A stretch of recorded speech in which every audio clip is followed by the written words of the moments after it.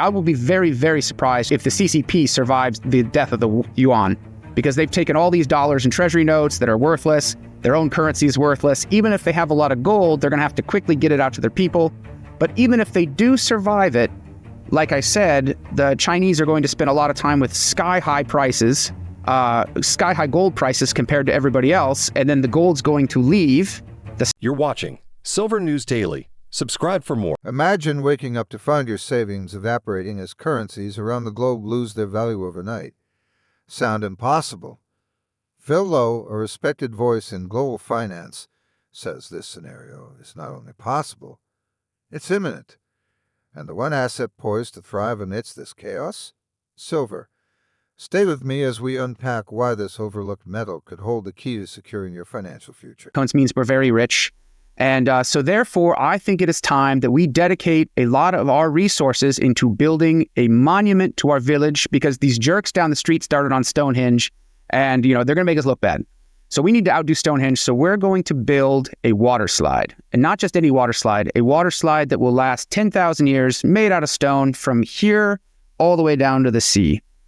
But to do that, I'm going to need to, we need to finance this. So our good friend Thrak here generously offered to finance all of this with all the pine cones we need. And we'll start recruiting men from the village to work on this project instead of, going out and harvesting berries and, shepherding goats and primitive agriculture, whatever it is they were doing. So about half the men of the village start working on this project, and Crom is going to Thrak to get the pine cones to pay for this, and they start building this giant water slide. And, they get moving, and people start realizing that there's a lot of pine cones, but there's less berries than there ever were before. There's less goats than there ever were before.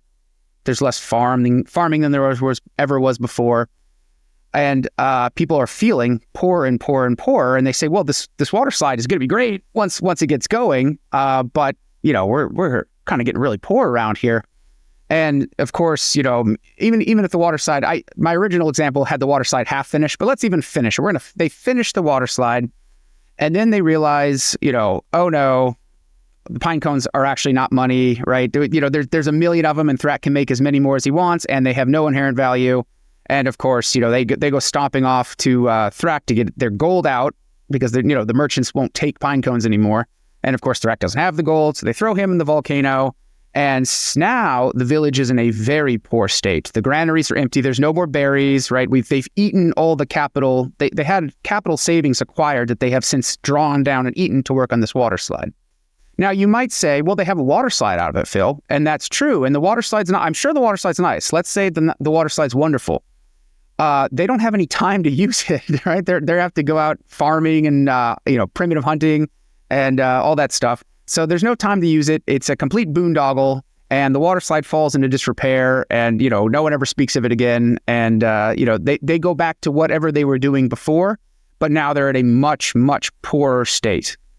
So if you want to play this if you want to move this to the modern day times, let's think about something like the Apollo program.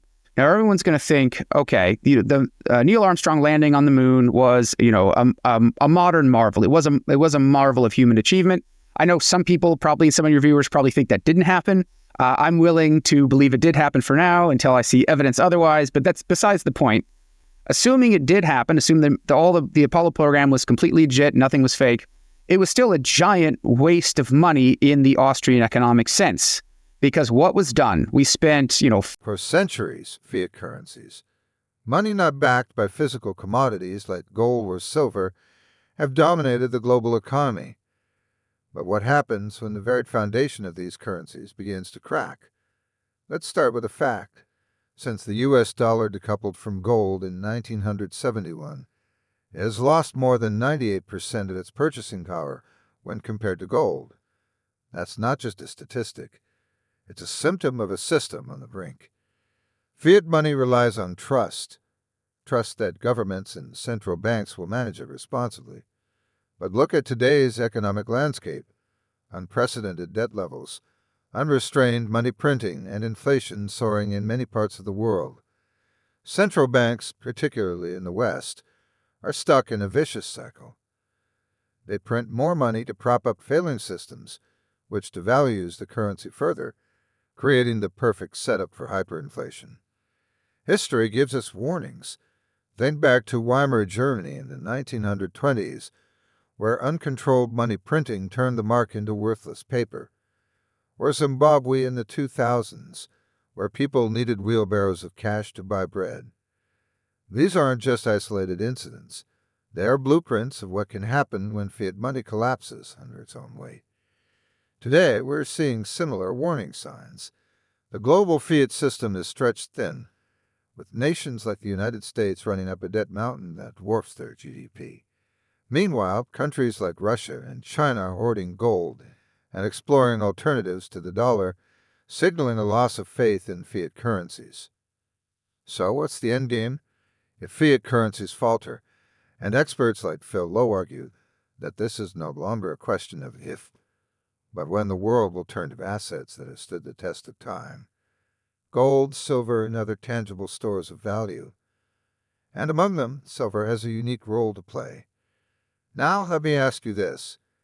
Have you noticed how inflation has eroded your buying power? What would you do if tomorrow your savings could only buy half of what they can today? Drop your thoughts in the comments, and let's keep the conversation going. Sure. And to do that, so on my channel, I often use a cave. I made a fictional caveman village. And I use the caveman village as sort of a modern analogy because everyone can kind of understand what it's like to live in a small village. So let's go to the caveman village that I use. And this village is, it's prosperous, but there's not a lot of wiggle room. So, everyone has to get up every single day and get to work to make sure they have enough calories that they're going to eat. They have enough calories to eat, and, they can build the defenses to keep the lions out or whatever it is they need. So there's no time for, sitting around, thinking about leisure activities, at least not much, right? It's a medieval or a caveman-y village. Anyway, and the village trades in gold. That's one other thing. They've found a gold mine and they either trade in gold nuggets or maybe some rudimentary gold coins, we could say, right? One of the cavemen, his name is Thrak, and I use him a lot in my analogies as well. And Thrak has decided, he came up with a solution. He realized that people are lugging around these gold nuggets and the bags are heavy and, they can be purse snatched or whatever. So Thrak came up with a solution and he told the village, he said, look, instead of going out into the fields, I will stay at my cave and I will guard your gold for you. So you come to me and you give me your gold nuggets and I'll put it in a special part in my cave and it'll have round-the-clock security and I will give you these green. I take these pine cones and I paint them green and they represent a gold certificate. And you can come back to me with these green pine cones at any time and get your gold back and I'll charge a small fee for it. And the people love this idea. They think this is great. The pine cones are much lighter than the gold. So we will definitely take those pine cones. And before you know it, the entire village, most of the gold's sitting in Thrak's cave, and people are using pine cones instead. And they keep their pine cones under their mattress, safe and secure in the knowledge that they can at any time go to Thrak's cave and redeem them for their gold nuggets. Now, Thrak is he's a bit of a shifty guy. He's always looking for a quick buck. And he realized, he says, the whole town is kind of using my pine cones. I could just paint a couple extra pine cones and put those into the system, buy some things I want, with these pine cones. And I don't think anyone's going to be the wiser. So he does that. And of course, nothing immediately happens at all. The pine cones are gladly accepted. And so he does a little more. And before you know it, there's a lot more pine cones than there are gold nuggets to redeem. And we all know where this is going. This is going to end one day in a bank run where people show up with the pine cones. And, and they say, we don't think you have the gold in there. And then, of course, he gets thrown into the volcano and, they go back to whatever they were doing. But we're not at that point yet. So right now, the pine cones are circulating wildly. And the village elder, Crom, the village leader, he comes before his village and he says, citizens of my village, as you can see, we are very prosperous. Our granaries are full. We have an advanced banking system now. And, we're doing very prosperous and there's lots of pine cones in our system. And as everyone knows, pine cones are money. So the fact that we have lots of pine... Phill's predictions aren't just educated guesses. They're based on decades of observing financial trends and analyzing global monetary policies. His recent warning is as bold as it is unsettling. The global fiat currency system is reaching its breaking point, and its collapse will send shockwaves through every aspect of our lives. So what does Phill see that others are missing? It points to the staggering levels of debt accumulated by Western nations, particularly the United States. For context, the U.S. national debt is now over $33 trillion, a figure so large that even paying the interest on this debt has become a challenge. Lowe explains that this debt is not just unsustainable. It's a ticking time bomb, and when it explodes, it will likely take fiat currencies down with it. But it's not just about debt. Lowe highlights the phenomenon of de-dollarization, where countries like Russia and China are actively moving away from using the U.S. dollar in international trade. These nations are amassing gold reserves at record levels and establishing bilateral agreements that bypass the dollar entirely. This trend signals a weakening trust in the dollar's status as the world's reserve currency, a cornerstone of the global financial system. Another key insight from Lowe is the dangerous reliance on monetary stimulus. Central banks have been printing money at unprecedented rates to keep economies afloat.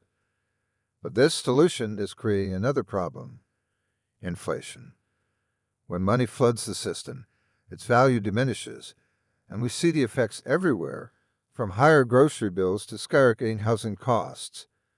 According to Lowe, this strategy is unsustainable, and when the bubble bursts, the fallout will be global.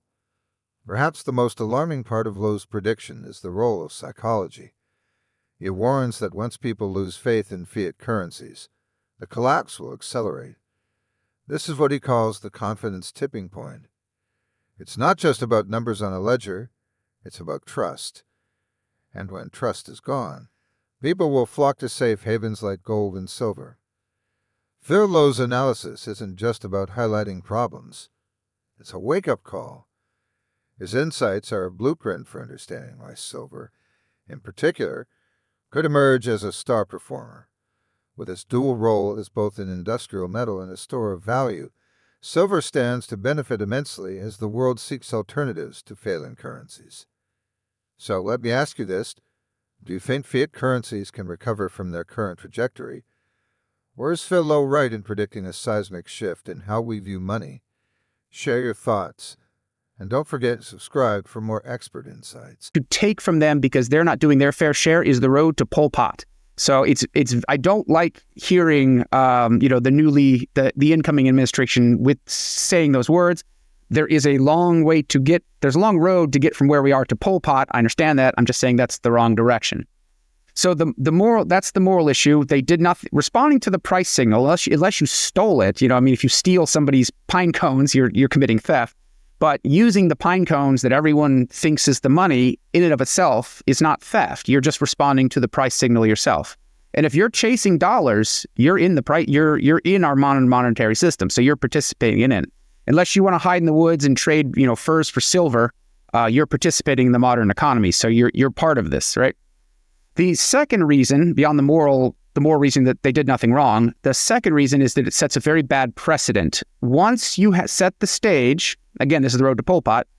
Once you set the stage that it is okay to take money from the extremely wealthy, you have there was no law passed. You're just, I want your resources, so I'm taking them. Once you set that precedent, you can do it to anybody. You can say, well, Dunnigan, he got rich warning everybody about the fake money, so we're going to take his gold too. He was a hoarder, right? He's a kulak. So you start on this. And the third reason is the practicality of it. If the state starts seizing gold, people are just going to bury it, right? We're going to bury it. That's why Keith Weiner has this great example. The reason they keep finding gold, in England, these farmers will be tilling their fields and they'll show up with a Roman treasure chest will get dug up, from the 400 AD. And the reason the gold was in that treasure chest in the middle of a field was because it was too dangerous to use the gold at the time, right? Rome had collapsed, the empire was collapsing, and England had just, splintered off into complete violence and chaos. So the Roman citizens buried their gold and didn't talk about it. And then after a few generations, they forgot where it was. So if people start burying their gold, then we are really in trouble, because then the money is not going to flow and the market's not going to clear. And then we really are looking at, mass casualty events kind of things. Now, if the state doesn't seize the gold, people like you and I and everybody else, we're going to buy things. We're going to get the money out, and the People are going to quickly find out what they should have been doing this entire time, and they're going to start doing. Silver, often overshadowed by gold, might just be the most undervalued and underappreciated asset in the world right now. While gold garners the headlines as a hedge against economic chaos, silver has quietly been building a case as the ultimate dual-purpose metal, both a critical industrial resource and a reliable store of value. Let's start with its industrial demand. Silver is indispensable in technologies that are shaping the future. From solar panels to electric vehicles and cutting-edge medical devices, silver is a key component thanks to its unmatched conductivity and antimicrobial properties. With the green energy revolution in full swing, demand for silver in solar energy alone is set to soar. According to the Silver Institute, nearly 10% of the global silver supply already goes into solar panels, and this percentage is expected to rise sharply in the coming years. But it's not just about industry. Silver has a rich history as a monetary metal, second only to gold. During times of economic uncertainty, silver has consistently acted as a hedge against inflation and currency devaluation. When fiat currencies lose value, silver's physical properties and intrinsic worth become a refuge for investors. Here's where it gets even more intriguing. Silver's price dynamics are heavily influenced by supply constraints. Unlike gold, which is often stockpiled, much of the silver mined each year is consumed in industrial processes, leaving less available for investment. And with silver's price currently undervalued relative to gold, known as the gold-to-silver ratio, there's a growing belief that silver is primed for a significant rally. Phill and other experts argue that as the global fiat currency system falters, silver's dual role will make it uniquely valuable. It's not just a hedge against financial chaos. It's a metal with real-world utility that will remain indispensable no matter what happens to the dollar or other fiat currencies. And let's not forget silver's accessibility. While gold often requires a significant upfront investment, silver offers a way for everyday investors to safeguard their wealth without breaking the bank. It's the people's metal, a democratic option for those looking to protect their savings from the ravages of inflation and currency debasement. Now, consider this. Silver's current price is a fraction of gold's, but its potential for growth is arguably much greater. What happens when the world wakes up to silver's true value? What will happen to those who acted early? Let us know in the comments, are you a silver believer? Or do you still think gold is the safer bet? And don't forget to hit subscribe so you don't miss the next part of this unfolding story. I'm going to approach this with three separate directions. The first is the moral direction. So everyone responding to the price signal, because the price signal is messed up, we're all, like I said, doing things we're not supposed to be doing. Our resources are misallocated. But there are people profiting from the misallocation. So to go back to the caveman example, the man running the quarry suddenly got a huge demand for his resources from the government, and the government paid him very, very well. And let's say he allocated his resources very well. He bought a lot of gold. He didn't trust Thrak, and he bought a lot of gold with the pine cones that were being given him to provide the stone for the water slide, right? Did he do anything wrong? No. The government came to him, Crom came to him and said, we need your stone to build the water slide. He provided it. He did a good job of it. They built the water slide. But then, of course, once it's revealed that the water slide was a misallocation of the resources, then, people are upset. And people look at him and they see how rich he got. Someone like Elon Musk, right? They see just how rich he got. And I know he's crusading as a free speech warrior and all that stuff, but most of his companies are heavily government subsidized.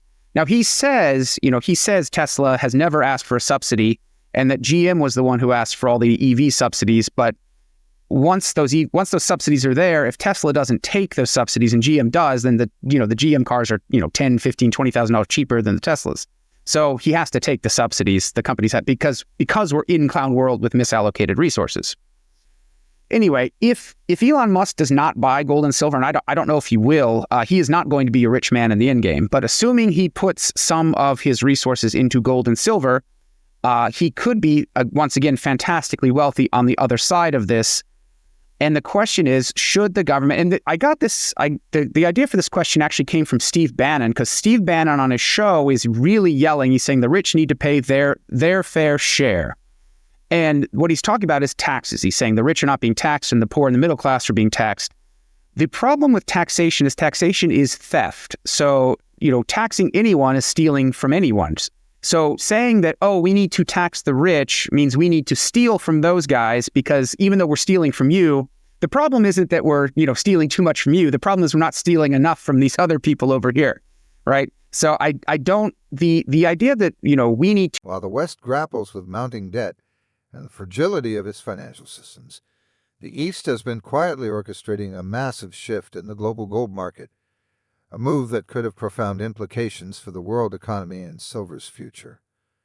Russia and China are leading this charge, amassing gold reserves at a staggering pace. Why? Because they understand something the West seems to have forgotten. Gold is more than just a commodity. It's the ultimate financial anchor. In a world where fiat currencies are increasingly unstable, gold offers the kind of trust and stability that paper money simply cannot provide. Take China, for instance. Officially, their gold reserves sit at around 2,000 metric tons, but experts suspect the true figure is much higher. China has been a net importer of gold for years, quietly stockpiling through state-owned enterprises and private channels. And it's not just for show. China is laying the groundwork for a financial system less reliant on the U.S. dollar. Russia, on the other hand, has made gold a cornerstone of its economic strategy, particularly in response to Western sanctions. By increasing its gold reserves, Russia is insulating its economy from dollar-related vulnerabilities. This move is part of a broader trend of de-dollarization, where nations are reducing their dependency on the greenback in international trade. But the most striking aspect of this eastward shift is the trade agreements being forged. Countries are beginning to settle transactions in their own currencies, or even directly in gold, bypassing the dollar entirely. This is a tectonic shift in the global financial landscape. So how does this relate to silver? As gold increasingly flows eastward and solidifies its role as a reserve asset in the East, the West may face a reckoning with its over-reliance on fiat currencies. This could push investors towards silver as an affordable, accessible alternative to gold. Remember, silver has historically mirrored gold's performance during economic upheavals, but with a unique advantage. Its critical industrial applications make it more than just a safe haven asset. It's a metal in high demand for the future. Phill points out that this growing East-West divide in gold accumulation is not just about wealth preservation. It's about power. The countries accumulating gold are positioning themselves for a post-dollar world, one where hard assets reign supreme. Now here's the big question. If the East is building a gold-backed economic future, what is the West doing? Are we prepared for a financial system where gold and silver reclaim their dominance? Share your thoughts below, and if you're finding these insights valuable, don't forget to subscribe for more expert analysis. $50 billion in 1960s money to have a man walk around on the moon and then come back. And you say, but Phill, in the case, the justification they used was the Russians are going to do it first. So if we don't get a man on the moon, the Russians are going to get a man on the moon first. And then, then God knows what happens after that, right? And you say, well, what if they get a man on the moon first? What's the downside, right? Well, they're going to win. They're going to win the Cold War if we don't get a man on the moon first. And then, of course, we get the man on the moon, and they're still not done. Well, now we got to get a dune buggy up there. I mean, if we don't get a dune buggy on the moon done again, kiss your freedoms goodbye. The Russians will get a dune buggy up there first, and then it's all over. So they just, it just kept going and going in this giant public works project, and it was all, there was nothing productive in our day-to-day that was improved in that. We had a nice feeling. I'm sure I wasn't there in 1969, but for those who were, I'm sure you had the nice feeling of like when your team wins the Super Bowl, you walk around the next couple days feeling great. But that was really about it. I mean, nothing magical happened after that. And certainly everyone's day-to-day life was made. If they had to pay the cost of the Apollo program at the time in gold and silver, I think people would have revolted against this, said, no, this is way too expensive. We're not doing this. Because they were able to put it on the credit card, and now we're paying for it now with all the interest, at the time, they said, oh, yeah, we can afford this. This isn't so bad. That's the thing with the pine cones, right? If the pine cones create this, it's called the illusion of prosperity. So you are convinced that you are much wealthier than you are.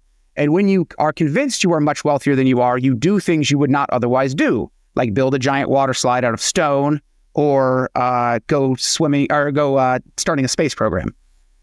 So all the resources are actually misallocated right now. I know it's gonna be a rude awakening when people realize their resources have been terribly misallocated, and even people who think they are doing very productive work right now are going to be surprised when the gold standard returns. And let me use Miles Franklin for an example, Dunnigan. If I can take a $5 bill and I can go to any 7-Eleven and I can say, excuse me, sir, I would like change for this $5 bill, and they hand me 20 quarters made out of silver, 90% silver. I can get silver at any 7-Eleven, any bank, any shop. What's the business case for Miles Franklin, right? Miles Franklin's going to have a tough time in a gold standard. Now, I'm sure Andy Schectman will find something useful to do, something productive to do. But the thing that he is doing right now, which is exchanging metal for paper, will no longer be a useful. There will not be a business case for it on a pure gold standard. That does not mean he's not providing a valuable service now in clown world, because we're in bizarro world. But when we're not in bizarro world, Miles Franklin's going to look very different. It's probably going to be a bank, as Rafi says. And additionally, if everyone is walking around with gold and silver in their pockets, then what good is a channel of mine where I say, hey, that gold and silver you're using in your pockets is actually money? They're going to say, we know it's money, right? So we're going to have to find other things to do too. I don't know exactly what I'm going, and there's no way my day job is going to survive the end game. So I don't know what my destiny is when we're back on a gold. History has a way of repeating itself, and when it comes to currency collapses, the warnings are loud and clear. Let's take a journey through some of the most infamous monetary failures and see what lessons they hold for us today, and how they point towards silver as a critical hedge. Start with the Weimar Republic in 1920s Germany. Post-World War I, Germany's economy was in shambles, and to pay reparations and rebuild, the government turned to the printing press. What followed was hyperinflation of epic proportions. At its peak, prices were doubling every few days. People needed wheelbarrows of cash just to buy bread. Those who had their wealth in fiat currency were ruined, but those who held gold and silver preserved their purchasing power. Fast forward to the early 2000s in Zimbabwe. Once a promising economy, Zimbabwe succumbed to a similar fate when its government printed trillions of Zimbabwean dollars to cover its debts and fund public spending. Inflation spiraled out of control, and by 2008, the currency was so devalued that the government issued a $100 trillion note, which couldn't even buy a loaf of bread. Again, gold and silver stood as beacons of stability amidst the chaos. And let's not forget Venezuela. Over the past decade, the South American nation has endured one of the worst economic collapses in modern history. Hyperinflation, fueled by reckless money printing, rendered its bolivar nearly worthless. Today, many Venezuelans rely on gold, silver, or even barter to survive. So what do these examples have in common? In each case, fiat money failed because governments treated it like an infinite resource. They printed more and more, ignoring the consequences until the value of their currencies collapsed. The victims? Everyday people who trusted their governments to protect their wealth. Phill warns that we're now seeing similar patterns on a global scale. Central banks worldwide are printing money at an unprecedented rate to prop up economies. The result? Rising inflation and a steady erosion of purchasing power. While this process may not yet resemble the extreme cases of Zimbabwe or Venezuela, the underlying mechanics are disturbingly familiar. And here's where silver comes into play. As a physical asset with intrinsic value, silver has historically acted as a lifeboat during monetary storms. It's a hedge not only against inflation, but also against the complete breakdown of fiat currency systems. Unlike paper money, silver cannot be printed or manipulated. It's finite and tangible, making it a reliable store of value when trust in paper currencies evaporates. The question is, will we learn from history, or are we doomed to repeat it? Let us know your thoughts in the comments, and don't forget to hit subscribe for more insights into protecting your wealth in uncertain times. Sure. So a lot of the China people, you say, China's become sort of replaced the USSR as the new bugaboo that we must always have to worry about it.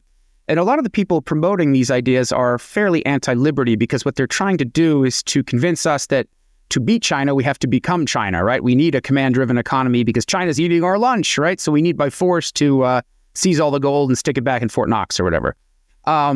If you want a good idea of what's happening to the Chinese empire, there's a great documentary, I think it's called The Empire of Dust. I don't know if you've ever seen it. It's got the famous meme of the Chinese guy going, "It's all so tiresome." So it's about I think it's a mining company in the Congo. It's a Chinese mining company in the Congo, and they're just following this guy. And you can just the wealth is just disappearing into the Congo. Like the Congolese drivers, the Chinese order, 50 loads of timber to show up, and 2 show up, right? And then the guy's like, "Where's the rest of the timber?" "Oh, I don't know. My cousin ran off with it, and it's just this, manager trying to get this mining operation going in the middle of the Congo, and it's a documentary. It's not a drama. It's an actual documentary, and just going through, and the Africans just disappear with the goods day after day after day, and if you read the comment sections of it, it's not flattering to Africans. I would say the African countries are the farthest away from the money printers from the American money printers, so their currencies are constantly hyperinflating the fastest. If Africa was on a silver standard or a gold standard, you would see the most parsimonious, industrious, people on the face of the earth. It's because their currency is hyperinflating all the time anyway. There's no reason to save. There's nothing to save in. So they might as well live for today and abandon tomorrow, which is what the rest of us are doing too. Now, the Chinese empire is funded by inflation, as all empires are. The Roman Empire debased its currency just the same. All empires are funded by inflation. When the inflation stops, the Chinese empire is going to collapse along with the American empire. As the global economy teeters on the edge of uncertainty, one thing becomes clear: the opportunity to act is now. Phill and other financial experts believe that silver presents one of the most compelling investment opportunities of our time. Let's break down why. First, silver's affordability makes it accessible to investors of all levels. While gold often requires significant capital, silver allows entry into the precious metals market at a fraction of the cost. This lower barrier to entry means everyday investors can start protecting their wealth without needing to break the bank. Next, let's talk about the gold-to-silver ratio, a metric that compares the price of gold to silver. Historically, this ratio averages around 15:1, meaning it takes 15 ounces of silver to equal the value of 1 ounce of gold. But today, the ratio hovers at historically high levels, sometimes exceeding 80:1. This imbalance suggests that silver is significantly undervalued compared to gold, presenting a rare window of opportunity for savvy investors to capitalize on its potential rise. Then there's industrial demand. Unlike gold, which is primarily a store of value, silver has indispensable applications in critical industries such as renewable energy, electronics, and medical technology. With the push toward green energy and sustainable technologies, demand for silver is set to skyrocket. For example, solar panels, one of the fastest-growing sectors globally, rely heavily on silver. As this demand accelerates, so does the potential for a supply crunch, which could drive prices higher. Let's not forget about the shrinking supply of investable silver. Unlike gold, much of the silver mined each year is consumed in industrial processes and cannot be easily recovered. This dwindling supply, combined with increasing demand, creates the perfect conditions for a dramatic price surge. Phill also highlights silver's role as a hedge against inflation and currency devaluation. With fiat currencies weakening due to excessive money printing, physical assets like silver are gaining renewed attention. History has shown us time and again that when paper money fails, hard assets thrive. But how can investors get started? The silver market offers multiple entry points. Physical silver, such as coins and bars, provides direct ownership. Exchange-traded funds that offer exposure without the need to store the metal. And for those seeking higher risk and potential reward, silver mining stocks can offer leverage to the price of silver. The choice ultimately depends on your risk tolerance and financial goals, but the underlying message is clear. Silver is uniquely positioned to outperform in today's economic environment. So, what do you think? Are you ready to take advantage of silver's potential before the rest of the market catches on? Share your strategies in the comments, and if you're finding value in these insights, don't forget to hit subscribe to stay ahead of the curve. Of honest money. And we spent, and then another 50 years of post-World War II, being the only country that wasn't blown apart by war, and we still had, all the gold. We ended up with all the gold, right? And then we spent the next 50 years squandering that from the 70s, right? We squandered all that goodwill. The CCP has none of that goodwill. Nobody trusts China to honor their notes until they see actual redeemability of their yuan. So the CCP will have to spend, a good century probably having redeemable gold before they can, start that same dollar Ponzi scheme that we just went through. And I promise, after this thing blows up, it's going to be generations before anything like that could be tried again. So, if you think, to go back to the caveman analogy, our resources are misallocated. But if you think ours are misallocated, China has cities, entire cities that nobody lives in. And not only does no one live in them, no one can live in them because the buildings are falling apart as soon as they're constructed. So they have their resources are far, far more misallocated than ours are. And they have we have a pressure valve of elections to sort of adjust to take the pressure off. Say what you will about Trump, he was not the choice of the state. The state wanted Harris, that's very clear. So we could still, we could say, I'm furious, I'm going to go vote the bums out. And sometimes you actually can vote the bums out. Maybe they replace with other bums, but whatever, they're new bums. China has none of that. So the only way, this could end very, let me put it this way. I will be very, very surprised if the CCP survives the death of the yuan, because they've taken all these dollars and treasury notes that are worthless. Their own currency is worthless. Even if they have a lot of gold, they're going to have to quickly get it out to their people. But even if they do survive it, like I said, the Chinese are going to spend a lot of time with sky-high prices, sky-high gold prices compared to everybody else, and then the gold's going to leave. The stuff is going to go in, but their industries are going to lie quite dormant. Now, let me give some historical examples to back this up. If you look at a California boom town during the gold rush, right, what happens? The miners come down from the hills and they've got their bags of gold and they go into something like San Francisco. In San Francisco, a breakfast at a hotel might be, a nugget of gold, right? And that would buy a team of horses back east, right? So the prices were skyrocketing. And so what happened? All the prostitutes, all the gamblers, all the con men, they all rushed into San Francisco to try and, milk these miners for all they were worth. And the town just became this like boom town. Eventually, all the gold, all the gold is mined and brought in, and then the miners are, they live their indolent lives, and then the gold leaves and gets dispersed among the people. And then what happens? California goes back to doing what it was doing before there was gold, right? The gold thing stopped, people went back to farming. Another perfect example is the Spanish Empire, right? So the Spanish conquered the Inca and the Aztec, and they imported all that gold and silver, and their country really was not well served by it at all. They had lots of gold, but Spain right now is one of the poorest countries in Western Europe. So even hundreds of years later is still not well served by that imperial gold rush. And the third example is us, right? We had all the gold, all the gold for 50 years. Are we doing great right now? I would think most people would. Not everyone is convinced by the silver narrative, and that's precisely what makes this discussion so intriguing. On one side, skeptics argue that silver's days as a monetary metal are behind it, and its industrial applications, while significant, aren't enough to justify a major price surge. On the other, Believers like Phill counter with compelling data and historical evidence, painting a vastly different picture. Skeptics often point to silver's volatility as a deterrent. Prices can swing dramatically, leading some to dismiss it as too unpredictable. They also argue that the world is increasingly digital, with cryptocurrencies emerging as a modern-day store of value. Why would investors turn to an ancient metal like silver when digital assets like Bitcoin offer perceived innovation and decentralization? But here's where the believers make their case. Phill and other advocates highlight silver's tangible value, a quality that no cryptocurrency or fiat currency can replicate.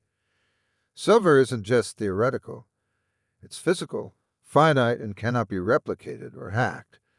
During times of economic instability, people tend to favor assets they can hold in their hands, and silver checks that box perfectly. Another argument from skeptics is that silver's performance often lags behind gold during financial crises. However, believers see this as an opportunity. The gold-to-silver ratio, which currently favors silver, suggests that silver has room to catch up, and when it does, its gains can often outpace gold's. For those willing to weather short-term fluctuations, the potential rewards can be substantial. Skeptics also question whether silver's industrial demand is enough to drive long-term price growth. But consider this. The green energy revolution is already reshaping global economies, and silver is a cornerstone of that transition. As the world doubles down on renewable energy and electric vehicles, the need for silver will only grow. And because supply is finite and mining operations can't scale up overnight, this increased demand creates a recipe for scarcity-driven price increases. Believers also emphasize silver's resilience in the face of monetary crises. In the past, silver has served as a hedge against inflation and a safeguard during periods of currency devaluation. While skeptics might dismiss this as ancient history, the economic patterns we see today, rising debt, inflation, and eroding trust in fiat currencies, are alarmingly similar to those that elevated silver's value in the past. So where do you stand? Are you aligned with the skeptics, questioning silver's role in a modern economy, or do you side with the believers, confident that silver's unique properties and market conditions make it a smart play for the future? Let us know in the comments, and if you found this discussion enlightening, be sure to subscribe for more insights that challenge conventional thinking. This is very, very counterintuitive, but I promise it's true, and I'm gonna explain why. And when I'm done, I think you'll understand. But yes, China's gold hoard is absolutely nothing to worry about. Now, this does not affect the individual. What I'm about to say does not affect the individual person. You, of course, should accumulate as much gold as you reasonably want, without going crazy over it. But geographically, when one region has more gold than the rest of the world, good things do not happen to that region. Typically, bad things happen to it. So let's think about this. Let's think about this logically right now. So let's say the end game hits, and the China says, "Surprise! We have 30,000 tons of gold," and we go to Fort Knox, and a moth flies out, and there's nothing in there. And they have so much gold in China that they're making manhole covers out of it because they don't know what to do with the stuff, right? And we can't seem to find any of it. So prices in gold terms, because we're going to go back on a gold standard, are going to be sky high in China, sky high. And prices in America in gold terms are going to be very, very low. So a Chinese person is going to say, geez, those American washing machines, they're a lot cheaper than these Chinese washing machines. So I'm going to buy an American washing machine. And, they exchange the gold for the washing machine, and it goes, and pretty soon Chinese industry is collapsing, right? The factories are empty, and American and the rest of the world's, industry is, prospering. And the Chinese citizens are, they did have a lot of gold, but they're sort of laying around, not doing very much, being, full of sloth, because they don't have to. They have all the gold. They can just import all this stuff. This sounds very familiar to us right now, right? Because we are pretending as if we have all this gold. The notes we're generating is a pretending that we have all this gold. It's the pine cones. All right. So we are pretending we're very rich and sending out all these dollars and importing all this stuff. Meanwhile, our own industry is collapsing. So the fear that people have is that when the dollar ends, that China, that's the CCP is going to say, hey, we're going to restart the Ponzi the Federal Reserve did. We're just going to have the Chinese central bank, the People's Bank of China, be in charge of this. So we're gonna lock all the gold up in Fort Sun Tzu instead of Fort Knox, right? And we're going to start generating yuan off of that. America spent 150 years, from 1776 to like 1913, with, as the poster child of honest money. For the most part, there were greenbacks, and maybe not everything was totally up and up on every single time, but compared to the rest of the world, it was the absolute poster child. This is it, the moment where all the puzzle pieces come together. Phill's warnings about the collapse of fiat currencies, the East's strategic shift towards gold, and silver's unique role in the economy paint a clear picture. We are on the cusp of a seismic financial transformation, and silver is poised to take center stage. Let's consider the catalysts. The global fiat currency system is buckling under the weight of unsustainable debt, unchecked money printing, and waning confidence. Historically, when fiat currencies collapse, the world doesn't just abandon money. It pivots to something tangible, something timeless. Gold often leads the way, but silver follows close behind, often outperforming in percentage terms during times of crisis. Now factor in silver's industrial demand. As the green energy revolution accelerates, silver's role in solar panels, electric vehicles, and electronics will ensure a steady and increasing baseline demand.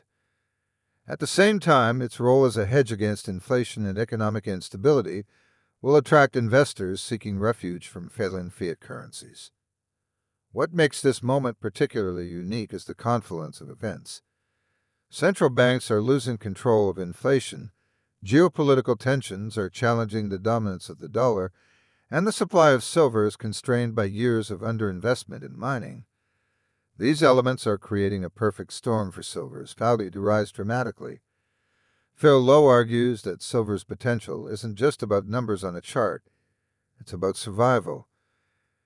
In a world where fiat currencies are losing their purchasing power at an alarming rate, holding silver is not just an investment. It's a way to protect your wealth and secure your financial future. And the timing couldn't be more critical. As more investors wake up to this reality, the window to act is closing. The implications are massive. A shift to hard assets like silver could redefine global wealth. Those who act now, before the herd catches on, stand to benefit the most. But it's not just about gains. It's about being prepared for a financial landscape that looks vastly different from today. So here's the final question. What's stopping you from taking action? Is it skepticism, uncertainty, or simply not knowing where to start? Whatever it is, now is the time to push past those barriers. Phill's predictions may seem bold, but history has a way of favoring those who prepare for the unexpected. If you're ready to explore silver's potential further, hit subscribe for more deep dives and expert insights. And remember, this isn't financial advice. It's a call to think critically, stay informed, and protect your future.